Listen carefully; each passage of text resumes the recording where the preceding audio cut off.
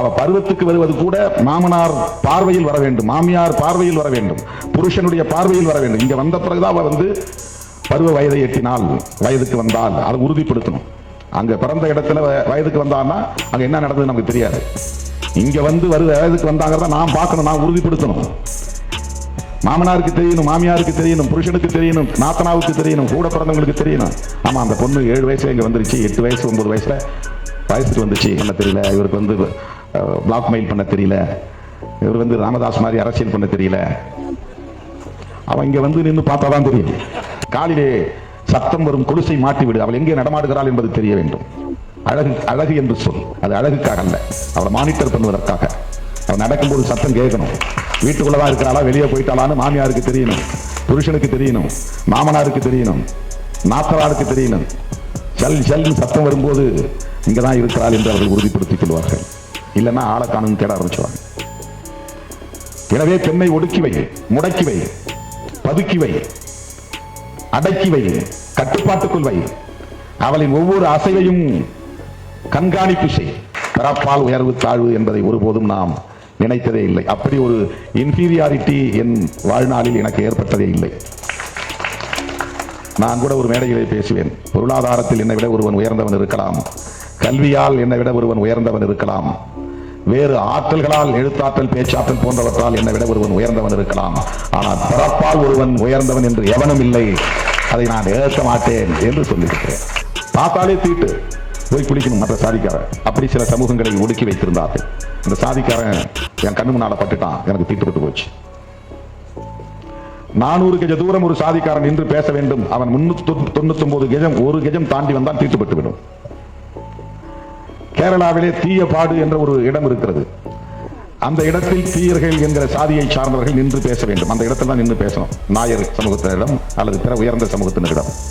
அதை தாண்டி ஒரு தப்படி அவன் அடியெடுத்து வைத்தால் கூட அவனுக்கு தீட்டுப்பட்டு விடும்.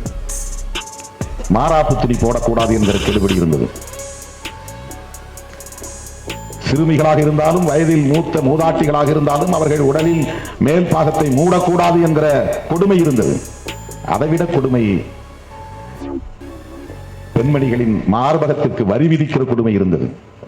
தீண்டாமை என்பது அன்டச்சபிலிட்டி, காணாமை என்பது அன்சியபிலிட்டி, அண்டாமை என்பது அன்அப்ரோச்சபிலிட்டி. இந்த தீட்டு கொள்கை என்பது வேறு எந்த மாநிலத்திலும் நடைமுறையில் இல்லை. திருவிதாங்கூர் சமஸ்தானத்தில் தான் இருந்தது. சூத்திரன் என்று மட்டுமல்ல, வைசியன் என்று சொன்னாலும் கீழ்சாதிதான், சத்திரியன் என்று சொன்னாலும் கீழ்சாதிதான். இதை நான் சொல்லவில்லை, மனு தர்மம் சொல்லுகிறது, வர்ணாசிரம தர்மம் சொல்லுகிறது.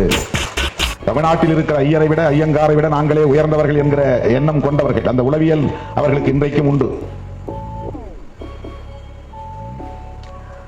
வர்ணாசிரம தர்மம் அதைத்தான் சொல்லுகிறது. பார்ப்பனர்கள் தான் உயர்ந்தவர்கள், மற்ற அனைவருமே கீழானவர்கள் என்பதுதான்.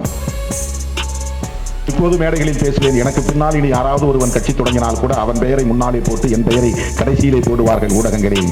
அதுதான் ஊடக அறம் என்று நான் சொல்லுவதுண்டு. என்ன சிக்கல் என்றவர்களுக்கு, என்ன அப்படி ஒரு உளவியல் சிக்கல் என்று நமக்கு தெரியவில்லை. இந்த தேர்தல் அரசியலுக்கு கால் நூற்றாண்டை கடந்து விட்டோம். ஒரு மாநில கட்சியாக அங்கீகாரம் பெற்றுவிட்டோம். ஆனாலும் கூட ஒரு அறிக்கையை எழுதுகிற போது அதிலே கூட ஒரு புரோட்டோகால் என்பதை அவர்கள் நடைமுறைப்படுத்துவதில்லை. இதில் என்ன பெரிய வேடிக்கை என்றால், கேரளாவிலே இருக்கிற நாயர் என்கிற சமூகம் நம்பூதிரிகளால் கீழ்ச்சாதி என்று நடத்தப்படுகிற ஒரு சமூகம்.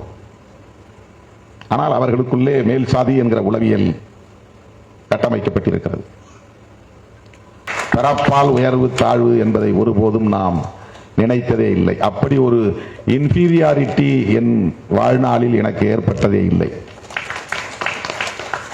நான் கூட ஒரு மேடையிலே பேசுவேன். பொருளாதாரத்தில் என்னை விட ஒருவன் உயர்ந்தவன் இருக்கலாம், கல்வியால் என்னை விட ஒருவன் உயர்ந்தவன் இருக்கலாம், வேறு ஆற்றல்களால், எழுத்தாற்றல், பேச்சாற்றல் போன்றவற்றால் என்னை விட ஒருவன் உயர்ந்தவன் இருக்கலாம்.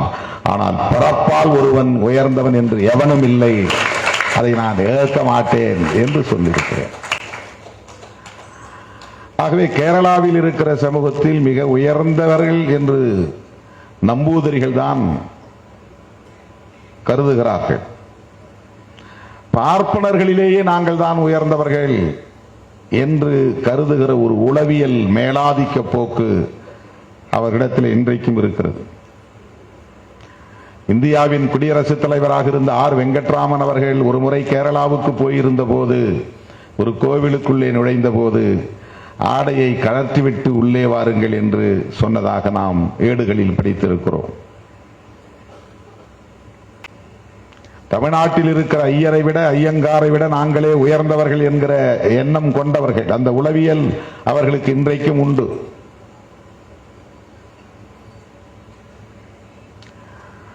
வர்ணாசிரம தர்மம் அதைத்தான் சொல்லுகிறது. பார்ப்பனர்கள் தான் உயர்ந்தவர்கள், மற்ற அனைவருமே கீழானவர்கள் என்பதுதான். கேரளாவிலே சாதி கலப்பால் சில சாதிகள் உருவாயின என்று வரலாற்று குறிப்புகள் கூறுகின்றன.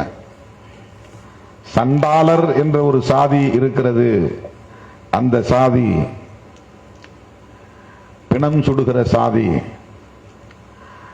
அது பார்ப்பனர்களுக்கும் சூத்திரர்களுக்கும் ஏற்பட்ட கலப்பால் பிறந்த புதிய சாதி என்று சொல்லுகிறார்கள். நாயரே சூத்திரர் என்பதுதான் கேரளாவின் சமூக படிநிலை. ஆனால் இன்றைக்கு எப்படி தமிழ்நாட்டிலே ஓபிசி அல்லது எம்பிசி என்று வகைப்படுத்தப்பட்டிருக்கிற சமூகங்களை சார்ந்த சிலர்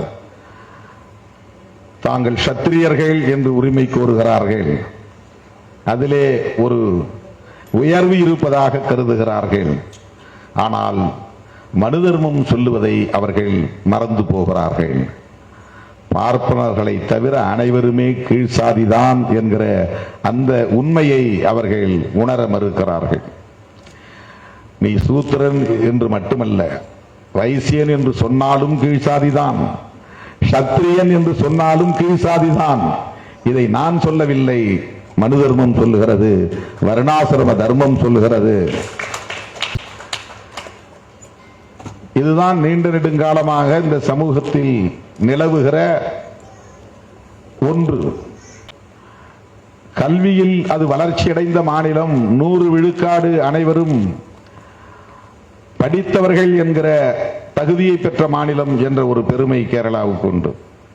100% லிட்ரேட்ஸ், படித்தவர்கள் இருக்கிறார்கள். எழுத படிக்க தெரியும். ஆனால் அங்கே இருந்த அளவுக்கு சாதிய இறுக்கம், சாதியின் பெயரிலான ஒடுக்குமுறை ஒப்பீட்டளவிலே வேறு எந்த மாநிலத்திலும் அந்த அளவுக்கு இல்லை என்று சொல்லக்கூடிய ஒரு நிலை.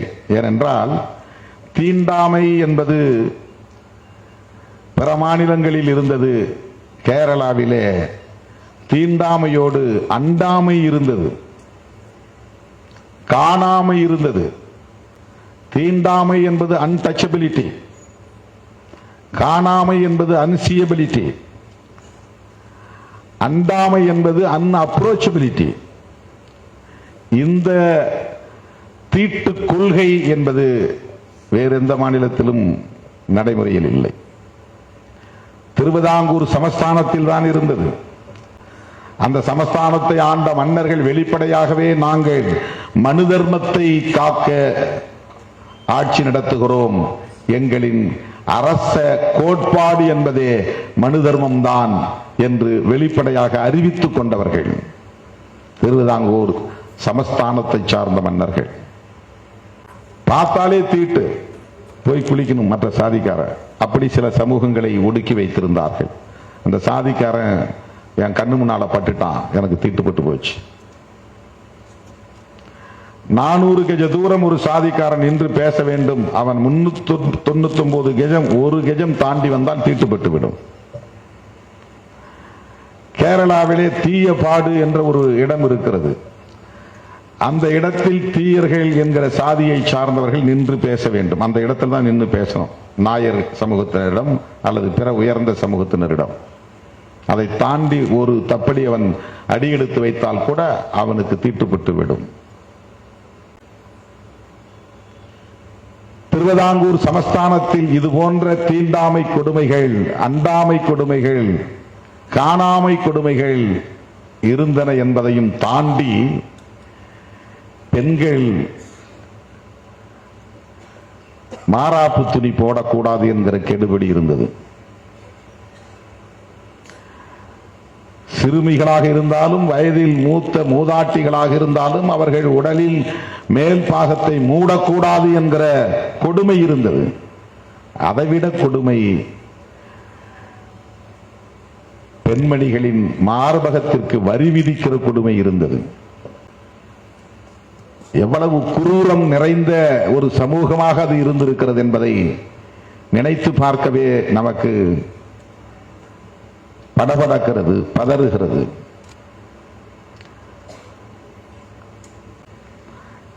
கிறிஸ்தவத்தின் உயிர் மூச்சு கோட்பாடு சகோதரத்துவம், இஸ்லாத்தின் உயிர் மூச்சு கோட்பாடு சகோதரத்துவம், பௌத்தத்தின் உயிர் மூச்சு கோட்பாடு சகோதரத்துவம், உலகத்தில் தோன்றிய எல்லா மதங்களும் சகோதரத்துவத்தை தான் உயர்த்தி பிடிக்கின்றன. பாழாய் போன இந்த மண்ணில் தான் சகோதரத்துவமே பகை என்கிற ஒரு கருத்தியல் வளர்ந்து நிலை பெற்று இருக்கிறது. பரப்பின் அடிப்படையில் உயர்வு தாழ்வு என்பதை உயிர் மூச்சு கோட்பாடாக கொண்டிருக்கிற ஒரு சமூக கட்டமைப்பாக இது இருக்கிறது. பெண்களுக்கு எதிரான ஒடுக்குமுறை என்பதுதான் சனாதனத்தின் உயிர் முடிச்சு. அவங்களுடைய உயிர் முடிச்சு எங்க இருக்கு அப்படின்னா, உயிர் நிலை எங்க இருக்குன்னா பெண்களுக்கு எதிரான ஒடுக்குமுறை தான். சனாதனம் பெண்கள் விடுதலை பெற்றால் சனாதனம் அழிந்து போகும், சனாதனம் வீழ்த்தப்படும். பெண் விடுதலையில் தான் எல்லாம் அடங்கி இருக்கிறது. இங்கே சனாதனம் உயிர்ப்போடு இருப்பதற்கு பெண்ணை ஒடுக்கி வைத்திருப்பதன் மூலம்தான் சாதி கலப்பு ஏற்பட்டு விடக்கூடாது. அதனால் ஒடுக்கப்பட்டவள் தான் பெண். சாதி கலப்பு ஏற்படும் என்ற நிலை வந்தால் ஹானர் கில்லிங், ஆணவ கொலை, சாதி கலப்பு ஏற்பட்டு விடக்கூடாது. எனவே பெண்ணை ஒடுக்கிவை, முடக்கிவை, பதுக்கிவை, அடக்கிவை, கட்டுப்பாட்டுக்குள் வை. அவளின் ஒவ்வொரு அசைவையும் கண்காணிப்பு செய். காலிலே சத்தம் வரும் கொலுசை மாட்டிவிடு. அவள் எங்கே நடமாடுகிறாள் என்பது தெரிய வேண்டும். அழகு அழகு என்று சொல், அது அழகுக்காக அல்ல, அவளை மானிட்டர் பண்ணுவதற்காக. அவள் நடக்கும்போது சத்தம் கேட்கணும். வீட்டுக்குள்ளதான் இருக்கிறாளா வெளியே போயிட்டாளான்னு மாமியாருக்கு தெரியணும், புருஷனுக்கு தெரியணும், மாமனாருக்கு தெரியணும், நாத்தராருக்கு தெரியணும். ஷல் ஷல்னு சத்தம் வரும்போது இங்கதான் இருக்கிறாள் என்று அவர்கள் உறுதிப்படுத்திக் கொள்வார்கள். இல்லைன்னா ஆளை காணும் தேட ஆரம்பிச்சிருவாங்க. சாதி கலப்பு ஏற்பட்டு விடக்கூடாது என்பதற்காகத்தான் பாலிய விவாகம். அவ பருவத்துக்கு வருவது கூட மாமனார் பார்வையில் வர வேண்டும், மாமியார் பார்வையில் வர வேண்டும், புருஷனுடைய பார்வையில் வர வேண்டும். இங்க வந்த பிறகுதான் அவ பருவ வயதை எட்டினால், வயதுக்கு வந்தால் அதை உறுதிப்படுத்தணும். அங்க பிறந்த இடத்துல வயதுக்கு வந்தான்னா அங்க என்ன நடந்தது நமக்கு தெரியாது. இங்க வயதுக்கு வந்தாங்கிறத நாம் பார்க்கணும், நாம் உறுதிப்படுத்தணும். மாமனாருக்கு தெரியணும், மாமியாருக்கு தெரியணும், புருஷனுக்கு தெரியணும், நாத்தனாவுக்கு தெரியணும், கூட பிறந்தவங்களுக்கு தெரியணும். ஆமா, அந்த பொண்ணு 7 வயசுல இங்க வந்துருச்சு, 8 வயசு 9 வயசுல வயசுக்கு வந்துச்சு, அதுக்கு பிறகு எங்க கண்காணிப்புல தான் இருக்கு. அந்த பெண் தவறான உறவுக்கு வாய்ப்பே இல்லை. அதனால் அவளுக்கு பிறக்கிற பிள்ளைகள் என் மகனுக்கே பிறந்தது என்று அவன் உறுதி செய்ய விரும்புகிறான். நான் சேர்க்கிற கோடிக்கணக்கான சொத்தும் என் வாரிசுக்கே போய் சேர வேண்டும், அது என் வாரிசுதான் என்று நான் உறுதிப்படுத்த வேண்டுமானால் என் வீட்டுக்கு வருகிற மருமகள் என் மகனோடு மட்டுமே உறவாடியவளாக இருக்க வேண்டும் என்று உறுதிப்படுத்துவதற்குத்தான் பால்ய விவாகம். சிறுமி திருமணம், குழந்தை திருமணம், இதுவெல்லாம் வேறு எந்த சமூகத்திலும் கிடையாது. இந்த கலாச்சாரம் வேறு எந்த மதத்திலும் கிடையாது. உலகம் முழுவதும் பெண்களை ஒடுக்கி வைக்கிறார்கள் என்பது உண்மைதான். ஆனால் பால்ய விவாகம் என்கிற கலாச்சாரம் வேறு எந்த மதத்திலும் கிடையாது. கற்பு என்கிற கோட்பாடு வேறு எந்த மதத்திலும் கிடையாது. ஆனால் எல்லா நாடுகளிலும் பெண்களை 2ஆம் தர குடிமக்களாக அடிமைப்படுத்தி வைத்திருக்கிறார்கள் என்பதிலே யாருக்கும் மாற்று கருத்து இல்லை. இதுவெல்லாம் மிகவும் நுட்பமான ஒடுக்குமுறை.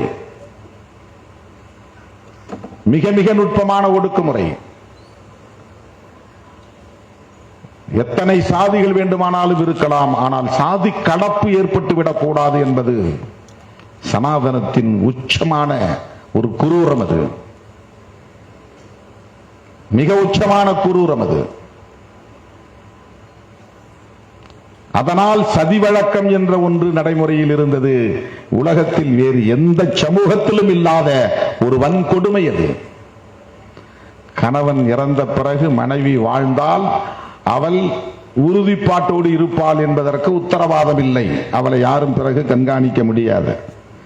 எனவே கணவனோடு சேர்த்து எரித்து விட்டால் அவள் பத்தினியாய் மாய்ந்தாள் என்று அவளுக்கு ஒரு கோவிலை கட்டிவிடலாம் சதி மாதா. அவள் விருப்பம் இல்லாமலேயே அவளை தூக்கி கட்டையிலே போட்டு எரிக்கிற வழக்கம் உலகத்திலேயே வேறு எந்த சமூகத்திலும் கிடையாது. பெண்களுக்கு எதிரான ஒடுக்குமுறை என்பதுதான் சனாதனத்தின் உயிர் முடிச்சாக இருக்கிறது. இது தலைவிரித்தாடிய ஒரு பரப்பு, கொட்டமடித்த ஒரு பரப்பு, கேரள பரப்பு, திருவிதாங்கூர் சமஸ்தானம் என்பதாகும். தோழர்களே, இன்றைக்கும் நாம் 21ஆம் நூற்றாண்டில் எல்லா தளங்களிலும் இதை நாம் எதிர்கொண்டு வருகிறோம். திரைத்துறை மட்டுமல்ல. நாங்கள் கல்லூரி மாணவர்களாக இருந்த காலத்தில் உரையாடுவோம். அப்போது சில தோழர்கள் திரைப்படத்துறையில் செல்வாக்கோடு புகழோடு விளங்குகிற பலரை பற்றி பேசுவார்கள். அதில் அம்பேத்கர் பார்வை கொண்ட இளைஞர்கள், அப்பெல்லாம் நம்ம ரொம்ப ரொம்ப ஏர்லியர் ஸ்டேஜ், அம்பேத்கர்ங்கிற பேர் மட்டும்தான் தெரியும், வேற எதுவும் தெரியாது. அப்ப சொல்லுவாங்க 80களில் 70களின் பின்பகுதியில் திரைத்துறையில் ஒரு ஆளு கூட இல்லப்பா இந்த சமுதாயத்தில் இருந்து. இவர் அந்த ஆளு, இவர் இந்த ஆளு, இவர் இந்த ஆள். இளையராஜா ஒரே ஒரு ஆள் தப்பி அதுல இருக்கிறார்.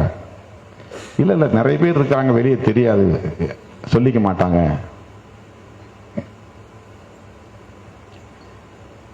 தம்முடைய சமூக அடையாளம் வெளியே தெரிந்தால் தன்னுடைய தொழில் பாதிக்கப்பட்டுவிடும், தன்னுடைய இருப்பு சீர்குலைந்து விடும், கேள்விக்குள்ளாகிவிடும் என்கிற அச்சத்தில் திரைத்துறையிலும் சிலர் ஒளிந்திருக்கிறார்கள், மறைந்திருக்கிறார்கள். பெயரை சொல்லாமல் வேறு பெயரை வைத்திருக்கிறார்கள். எப்படி டேனியல் ராஜம்மா என்று வைத்தால் கண்டுபிடித்து விடுவார்கள் என்று ரோசி என்று பெயர் வைத்திருக்கிறார். அப்படி திரைத்துறையில் பல பேர் பெயர் மாற்றம் செய்து உள்ளே இருக்கிறார்கள் என்று சொல்வார்கள். அது யார் நமக்கு தெரியாது.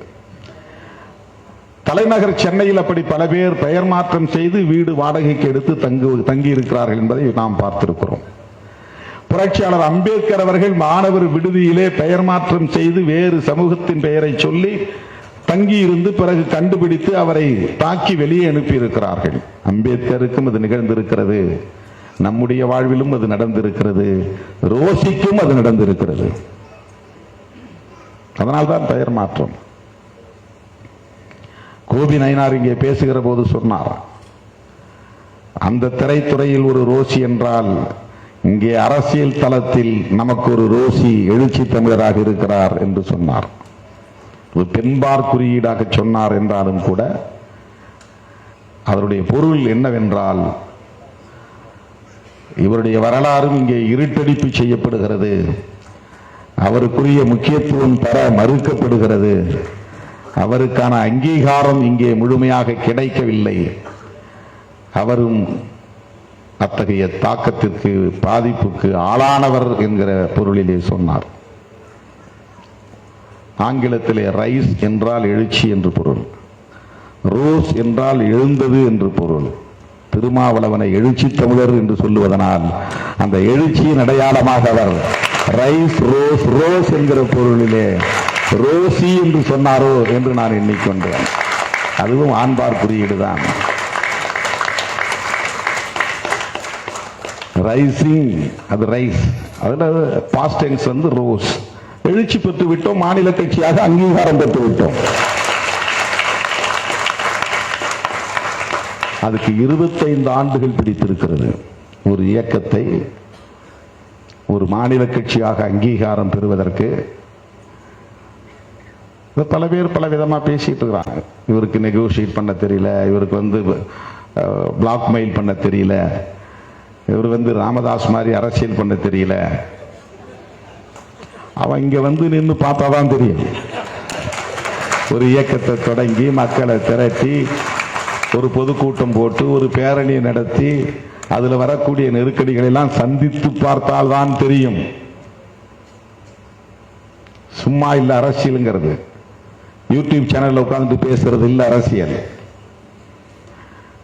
ஆளுங்கட்சி கூட்டணியில் தான் இருக்கிறோம். வடகாடு பிரச்சனைக்கு போராட்டம் நடத்த அனுமதி மறுக்கப்படுகிறது. மதுரை உயர்நீதிமன்ற கிளையில் போய் வழக்கு தொடுத்து அனுமதி வாங்கி இருக்கிறோம். 19ஆம் தேதி என் தலைமையிலே ஆர்ப்பாட்டம் நடக்க போகிறது.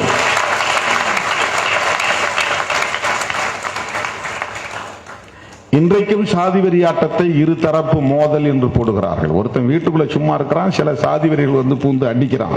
அது எப்படி கலவரம் மோதல் என்றாகும்? அது ஒடுக்குமுறை, அது தாக்குதல். எழுதும் போதே சொல் ரொம்ப முக்கியமானது. ஒடுக்கப்பட்ட மக்களின் மீது நடத்தப்பட்ட தாக்குதலில் அவர்கள் பாதிக்கப்பட்டார்கள். இவன் திரண்டு போய் அவன் திரண்டு போய் ஒரு பொது இடத்துல மோதிக்கல. ரெண்டு பேரும் சமமாயிருந்து தாக்கிக் கொண்டால் தான் மோதல். ஒருவன் சிறுபான்மையாக இருக்கிறான், இன்னொருவன் பெரும்பான்மையாக இருக்கிறான். ஒருவன் சட்டத்துக்கு கட்டுப்படுகிறான், இன்னொருவன் சட்டத்தை மீறுகிறான், ஒடுக்குமுறை செய்கிறான் என்றால் அதற்கு பெயர் ஒடுக்குமுறை தான். அது தாக்குதல். ரெண்டு பக்கமும் கேஸ். அடிபட்டு மருத்துவமனையிலே காயம்பட்டு அறுவை சிகிச்சை செய்து தையல் போட்ட நிலையிலே படுத்திருப்பவன் மீதும் வழக்கு, தாக்கியவன் மீதும் வழக்கு. ஆக இந்த பிரச்சனையை வெறும் சட்டம் ஒழுங்கு பிரச்சனையாகத்தான் பியூரோக்ராட்ஸ் பார்க்கிறார்கள். இது ஒரு சாதிய ஒடுக்குமுறை, அதனால் அதை தடுத்து நிறுத்த வேண்டும், ஒடுக்குமுறை செய்தவர்கள் மீது நடவடிக்கை எடுக்க வேண்டும் என்கிற பார்வை அதிகார வர்க்கத்திடம் இல்லை. இப்படிப்பட்ட இந்த சமூக கட்டமைப்பில் அதிகார வர்க்கத்திற்குள்ளேயும் இருக்கிற சாதிய மேலாதிக்கம் கோலோச்சக்கூடிய இந்த சூழலில் அங்குலம் அங்குலமாக போராடி போராடி ஒரு இயக்கம் இன்றைக்கு ஒரு மாநில கட்சியாக அங்கீகாரம் பெற்றிருக்கிறது என்றால் 5 முறை தமிழ்நாட்டை ஆண்டதற்கு சமம். விடுதலை சிறுத்தைகள் கட்சி ஒரு மாநில கட்சியாக அங்கீகாரம் பெற்றிருப்பது என்பது ஒவ்வொன்றும் விவரிக்கணும் மணிக்கணக்கில் போவோம். ஏற்கனவே ரொம்ப